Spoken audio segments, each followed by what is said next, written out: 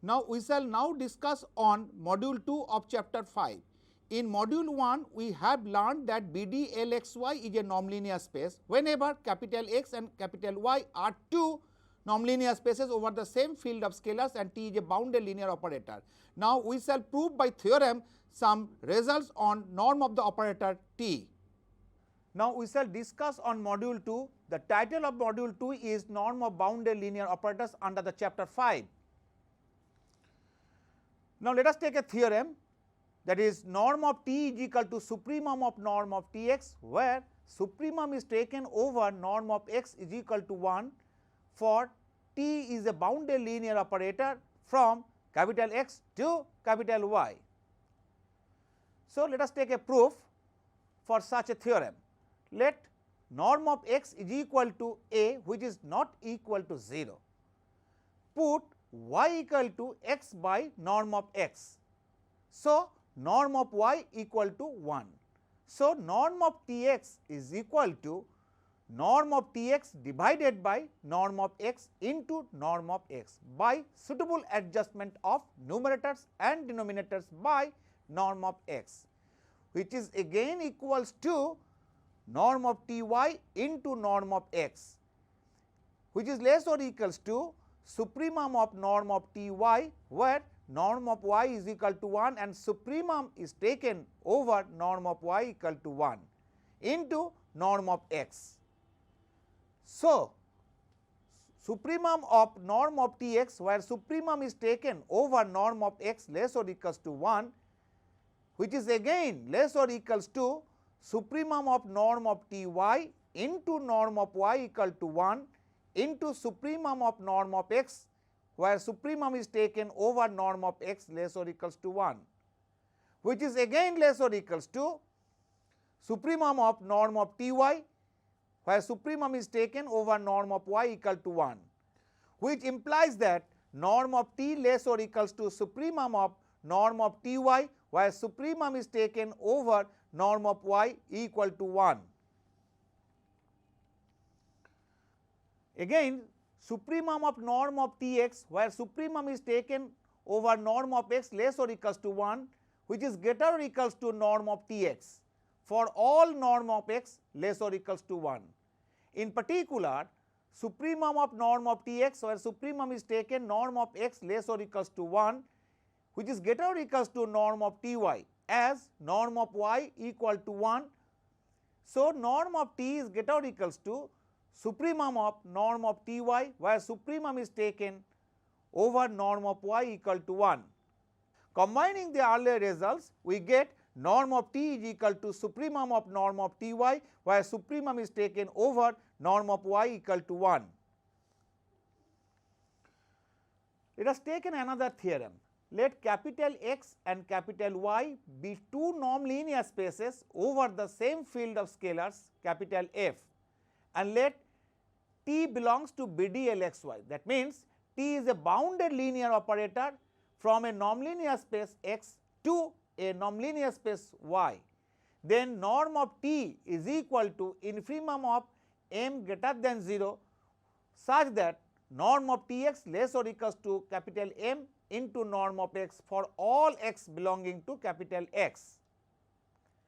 Let us take a proof. Let x is a non-zero element in capital X, that is x not equal to 0 vector in X. Put y is equal to x by norm of x. So, norm of y is equal to 1, but norm of T equal to supremum of norm of Tx, where supremum is taken over norm of x equal to 1. So, norm of Ty is less or equals to norm of T, which implies that norm of T into x by norm of x by the substitution of y is equal to x by norm of x. So, norm of T x by norm of x less or equals to norm of T, which on simplification we get norm of Tx less or equals to norm of T into norm of x.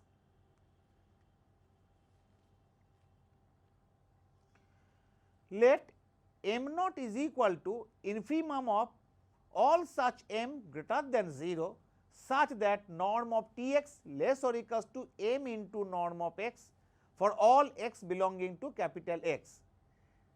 So, m naught less or equals to norm of T, as T is a bounded linear operator from capital X to capital Y, there exists a constant capital M greater than 0 such that norm of T x less or equals to m into norm of x for all x belonging to capital X, which implies that supremum of norm of T x, where supremum is taken over norm of x equal to 1, which is less or equals to capital M. Now, by the definition of m naught, we see that m naught is the infimum of all capital M greater than 0 such that norm of T x less or equals to m into norm of x. So, if we take infimum of all such m, we get norm of T x less or equals to m naught into norm of x. Thus, supremum of norm of T x, where supremum is taken over norm of x equal to 1, which is again less or equals to m naught. Thus, we get norm of T less or equals to m naught. From the earlier results and this result, we see that norm of T equal to m naught, which is equal to infimum of all such m greater than 0 such that norm of T x less or equals to m into norm of x for all x belonging to capital X. Now, let us take another theorem for defining a norm of T. Let capital X and capital Y be two norm linear spaces over the same field of scalars capital F. The field of scalars may be either reals or may be complex, and let T is a bounded linear operator from x to y, that is T belongs to BD LXY. Already we have mentioned that BD LXY is the collection of all bounded linear operators from capital X to capital Y. Then norm of T equal to supremum of norm of T x divided by norm of x, where supremum is taken over all non-zero elements of x. Let us take a proof. Let beta equal to supremum of norm of T x divided by norm of x, where supremum is taken over all non-zero elements of capital X. That is, beta is equal to supremum of norm of T x divided by norm of x, where x is not equal to 0 vector. We shall first prove that norm of T greater or equals to beta. Let epsilon greater than 0 be arbitrary. By property of supremum, there exists a element x1 which is not equal to a 0 element such that norm of T x1 greater than norm of x1, which is directly greater than beta minus epsilon. Let y is equal to x1 by norm of x1. So, norm of y is equal to 1, and this implies that norm of T y greater than beta minus epsilon, which again implies that supremum of norm of T y, where supremum is taken over norm of y is equal to 1, that is supremum of norm of T y, where norm of y is equal to 1 is greater or equals to beta minus epsilon, that is norm of T greater or equals to beta minus epsilon. As epsilon greater than 0 is arbitrary, we get norm of T greater or equals to beta.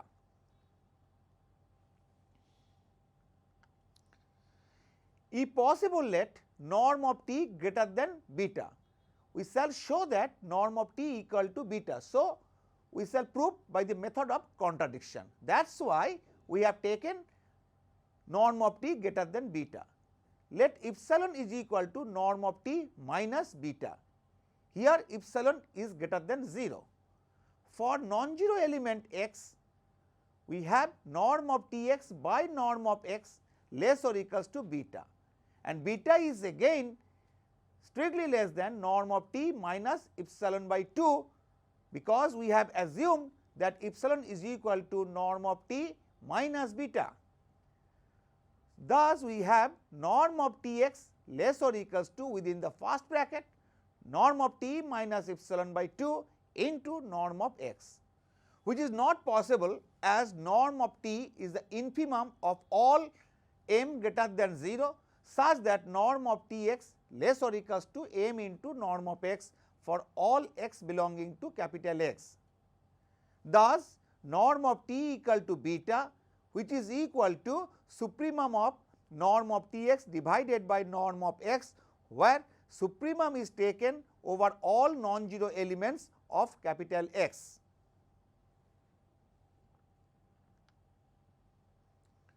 Let us take a problem.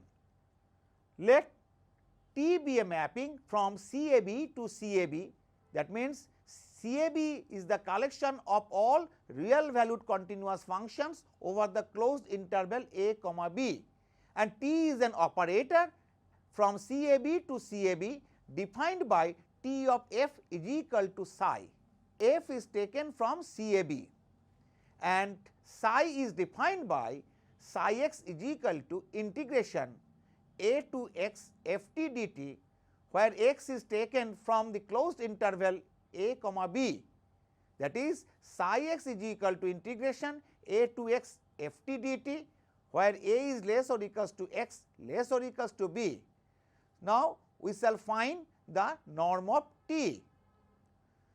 Clearly, psi belongs to CAB, because psi x is equal to a comma x f t dt, and f is continuous, and we know that if f is continuous, then the integrable function psi is again continuous. So, that is why psi is a continuous function over the closed interval a comma b. Clearly, t is linear, that is, if we check that t of f plus g is equal to tf plus tg, and t of alpha f is equal to alpha into tf for all scalars belonging to R and for all f belongs to CAB. Now, norm of Tf is equal to norm of psi, because we have assumed Tf is equal to psi. So, take a norm both sides of Tf is equal to psi. Thus, we get norm of Tf is equal to norm of psi is equal to supremum of mod of psi x, where supremum is taken over the closed interval a comma b, because psi is taken from CAB and CAB is equipped with sup norm, and by the definition of sup norm we get norm of psi is equal to supremum of modulus of psi x, where a is less or equals to x less or equals to b, and supremum is taken over the closed interval a comma b. So, thus norm of Tf is equal to supremum of mod of psi x, where a is less or equals to x less or equals to b, which is again equals to supremum of a less or equals to x less or equals to b modulus of integration a to x f t dt, which is again less or equals to supremum of a less or equals to x less or equals to b integration a to x modulus of f t dt, which is again less or equals to norm of f supremum of a less or equals to x less or equals to b, where supremum is taken over the closed interval a less or equals to x less or equals to b. Thus, we have obtained the state norm of Tf less or equals to supremum of a less or equals to x less or equals to b integration a to x modulus of f t dt, which is again less or equals to norm of f into supremum of a less or equals to x less or equals to b integration a to x dt, which is again equals to norm of f into supremum of x minus a, and supremum is taken over the closed interval a comma b, which is again equals to norm of f into b minus a. This implies that T is a bounded linear operator. So, supremum of norm of Tf, where supremum is taken over norm of f equal to 1, which is again less or equals to b minus a, implying that norm of T less or equals to b minus a. We shall now prove the reverse part. For this, let us assume that f0 t is equal to 1, that is f0 is a constant function over the closed interval a comma b. We know that every constant function is continuous function. So, f0 t belongs to CAB. Let Tf naught is equal to psi naught, say, where psi naught x is equal to integration a to x f naught t dt, but norm of f naught is equal to 1, because we have assumed f0 t is equal to 1.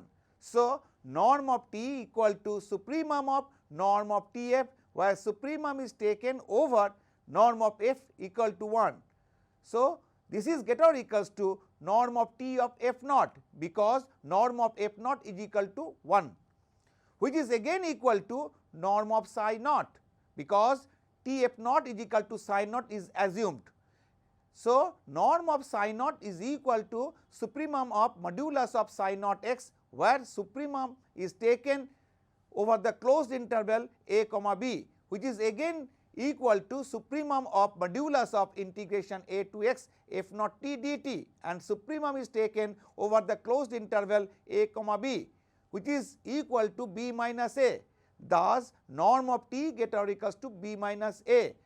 Initially, we have obtained norm of t less or equals to b minus a, and this time we have obtained norm of t get or equals to b minus a. Combining this result, we get norm of t equal to b minus a. Thus, as per the problem, we have find out the norm of t. So, here norm of t equal to b minus a. Let us take another example, and it should be taken as a problem.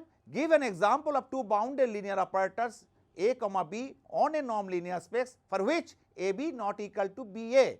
That means, product of two bounded linear operators is not necessarily commutative. The solution looks like this. Let E equal to C01, where C01 is equipped with sup norm. Define two operators a comma b taken from C01 to C01 by AXT is equal to integration 0 to 1 ST XT dt and BXS is equal to SXS, and T are S taken from closed interval 0 comma 1, and x is taken from C01. Here x is a continuous function over the closed interval 0 1. Clearly, A and B are continuous linear operator mapping E into itself. Now, by calculation, we see that ABX is equal to integration 0 to 1 S T square xt dt, which is equal to S into integration 0 to 1 T square xt dt, and capital BAX is equal to S into integration 0 to 1 ST xt dt, which is again equals to S square into integration 0 to 1 Txt dt, showing that ABX not equal to BAX for all x belongs to C01. Hence, AB not equal to BA. Now, we shall discuss on product of two bounded linear operators. That is, if A and B are two bounded linear operators, whether the product AB is a bounded linear operator or not. Also, we shall learn if T is a bounded linear operator, then T inverse is a bounded linear operator, under which condition it should exist and T inverse would be bounded.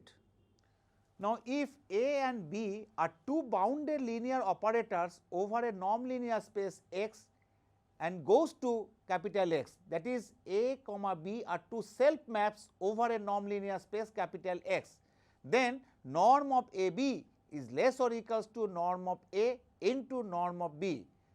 The proof goes below. Norm of AB equal to supremum of norm of ABX, where supremum is taken over norm of x less or equals to 1, which is equal to supremum of norm of A of Bx, where supremum is taken over norm of x less or equals to 1, which is again less or equals to norm of A into supremum of norm of Bx, and supremum is taken over norm of x less or equals to 1.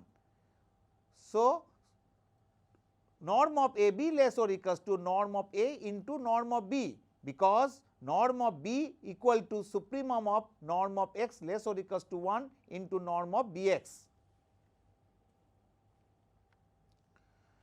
Now, let us take a corollary. Let A is a bounded linear operator from a nonlinear space capital X to a nonlinear space capital Y. Then, for any positive integer n, norm of A to the power n is less or equals to norm of A whole to the power n. We shall prove this corollary by the principle of mathematical induction. Let B equal to capital A. So, norm of A square less or equals to norm of A whole square, because in earlier result we have learned norm of AB less or equals to norm of A into norm of B, and from this it follows that norm of A square is less or equals to norm of A whole square by the substitution of A equal to B. Thus, the result is true for n equal to 2. Let us assume that the result is true for n is equal to m, that is norm of A to the power m less or equals to norm of A whole to the power m. Let n equal to m plus 1. So, norm of A to the power m plus 1 is equal to norm of A into norm of A to the power m. So, by earlier result we know that norm of A into B less or equals to norm of A into norm of B. So, here norm of A into A to the power m is less or equals to norm of A into norm of A to the power m, which is again less or equals to norm of A into norm of A whole to the power m, because we have assumed that norm of A to the power m is less or equals to norm of A whole to the power m. Thus, we see that norm of A to the power m plus 1 less or equals to norm of A to the power m plus 1. Thus, the result is true for n equal to m plus 1. Hence, by the principle of mathematical induction, the result follows, that is, for any positive integer n and for any bounded linear operator A from x to y, norm of A to the power n is less or equals to norm of A whole to the power n. Let us take a theorem. Let capital X and capital Y be two nonlinear spaces over the same field of scalars. Let T is a linear operator from capital X to capital Y which is onto.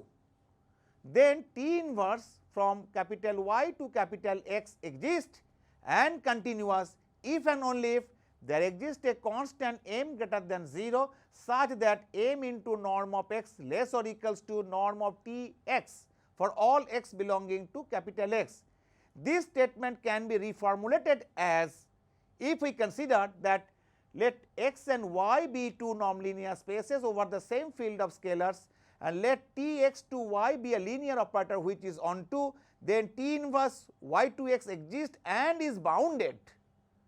In earlier statement we have assumed that T inverse y to x exists and continuous. Now we shall say that T inverse from y to x exists and continuous if and only if there exists a constant m greater than 0 such that m into norm of x less or equals to norm of T x for all x belonging to capital X. The proof goes below. Let us suppose that the condition holds, that is, there exists a constant m greater than 0 such that m into norm of x less or equals to norm of T x for all x belonging to capital X. Let T x is equal to theta y for x belonging to capital X, where theta y is the 0 vector of capital Y. So, norm of T x is equal to norm of theta y and norm of theta y is equal to 0. That is, norm of T x is equal to 0 for x belonging to capital X. As we assume that m into norm of x less or equals to norm of T x and norm of T x is equal to 0 is obtained. So, m into norm of x less or equals to 0, that is norm of x equal to 0, because norm of x can never be less than 0. Hence, norm of x equal to 0. Hence, x equal to theta x. Thus, T x is equal to theta y implies x is equal to theta x. We know that inverse exists whenever T x is equal to theta y as a unique solution, x equal to theta x. Already we have learnt it. So, here x equal to theta x is a unique solution and can be proved. And so, T inverse y to x exists by the earlier theorem as discussed in module 1. Also it can be shown that T inverse from capital Y to capital X is linear. Let y belonging to capital Y show there exists x belonging to capital X such that T inverse y is equal to x. So, m into norm of x less or equals to norm of Tx, which implies that norm of T inverse y less or equals to 1 by m into norm of y. If we substitute norm of Tx is equal to norm of y and norm of x is equal to norm of T inverse y. Thus, norm of T inverse y less or equals to 1 by m into norm of y, which is equal to k into norm of y, where k is supposed to be taken equal to 1 by m, which is strictly greater than 0. That is, norm of T inverse y less or equals to k into norm of y for all y belongs to capital Y. So, T inverse from capital Y to capital X is bounded, and hence T inverse capital Y to capital X is continuous, because we know that if a linear operator is bounded, then it is continuous and vice versa. Again, conversely, let the linear operator T inverse from capital Y to capital X exist and continuous. So, T inverse capital Y to capital X is bounded.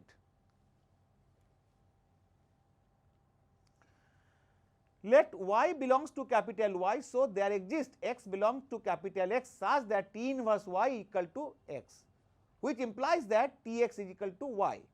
So, there exists a constant k greater than 0 such that norm of T inverse y less or equals to k into norm of y, because T inverse is supposed to be bounded, and that is why we have obtained norm of T inverse y less or equals to k into norm of y for all y belongs to capital Y, and which implies that norm of x less or equals to k into norm of Tx, because we have obtained that Tx is equal to y and x equal to T inverse y, which implies that 1 by k into norm of x less or equals to norm of Tx, which implies that m into norm of x less or equals to norm of Tx, where m equal to 1 by k greater than 0. What we wanted to prove that have been established. So, the condition holds and hence the proof.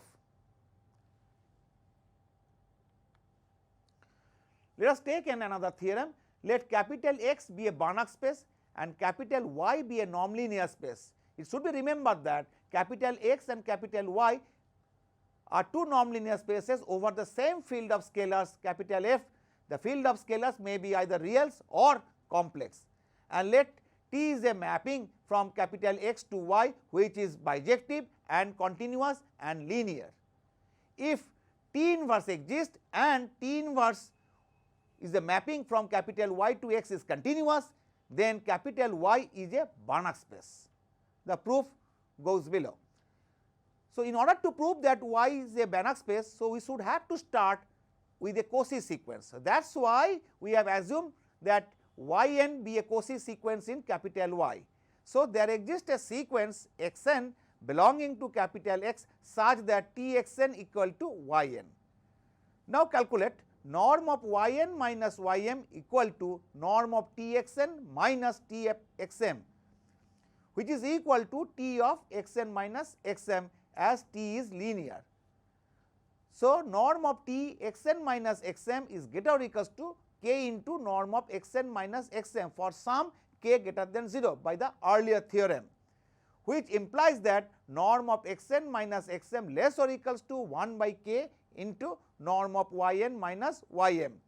As Yn is supposed to be a Cauchy sequence, so norm of Yn minus Ym tends to 0. So, norm of Xn minus Xm tends to 0 as Nm tends to infinity, which implies that Xn is a Cauchy sequence in X. Since X is assumed to be complete, we know that in a complete metric space every Cauchy sequence is convergent. So, limit n tends to infinity Xn is equal to x naught belonging to capital X say. Now, limit of n Yn equal to limit of n Txn, because we have assumed that Txn equal to Yn, and which is equal to T of x naught, which is again equals to y naught belongs to capital Y say. Thus, we see that limit n tends to infinity Yn is equal to y naught, where y naught belongs to capital Y. So, thus we see that Yn goes to y naught belongs to y as n tends to infinity. hence capital Y is complete and consequently capital Y is a Banach space, that is a complete nonlinear space. In this module, we have learned the norm of a bounded linear operator which is acting from a nonlinear space capital X to a nonlinear space capital Y, and simultaneously we have learned under which condition that a bounded linear operators, that is collection of all bounded linear operators from X to Y, will be a Banach space. Simultaneously we have learned under which condition the inverse of a bounded linear operator exists and continuous.